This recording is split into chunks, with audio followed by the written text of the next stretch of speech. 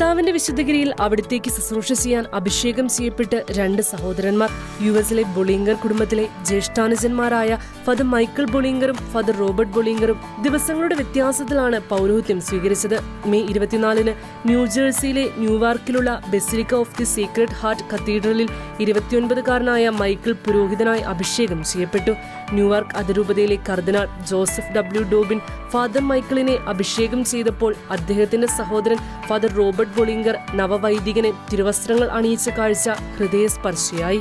May 17-നാണ് ഫിലാഡൽഫിയയിലെ Saint Peter and Paul Cathedral ബസിലിക്കയിൽ വെച്ച് archbishop Nelson J Perez Father റോബർട്ടിനെ വൈദികനായി അഭിഷേകം ചെയ്തത്.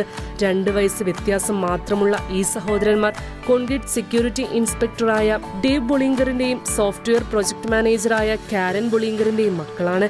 പെൻസിൽവാനിയയിലെ സെന്റ് ആഗ്നസിൻ സെല്ലവറിന്റെ നാമധേയത്തിലുള്ള സ്വന്തം ഇടവക ദേവാലയത്തിൽ മാതാപിതാക്കൾക്കും 2 സഹോദരിമാർക്കുമൊപ്പം ഞായറാഴ്ച ആചരണത്തിൽ പങ്കെടുത്തിരുന്ന ഈ സഹോദരന്മാരെ ഇന്ന് വൈദികരായി കാണുമ്പോൾ തികഞ്ഞ സന്തോഷത്തിലാണ് എല്ലാവരും.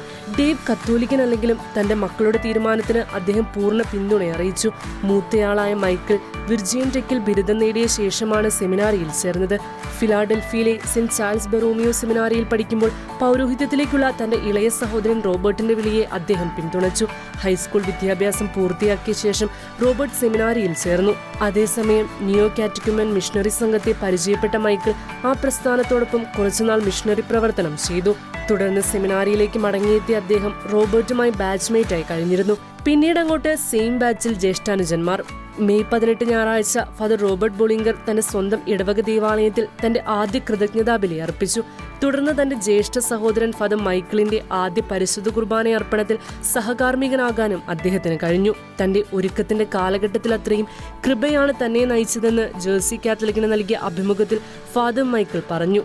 കാത്തലിക് ഫില്ലിക്ക് നൽകിയ അഭിമുഖത്തിൽ തങ്ങളുടെ വിളി തിരിച്ചറിയുന്നതിൽ പരിമിതികൾ നേരിടുന്നവർ മറ്റുള്ളവരുടെ സഹായം തേടണമെന്ന് പറഞ്ഞ ഫാദർ റോബർട്ട് വൈദിക ദൈവവിളി ഒരാളുടെ ജീവിതത്തെ തന്നെ മാറ്റിമറിക്കുമെന്നും കൂട്ടിച്ചേർത്തു.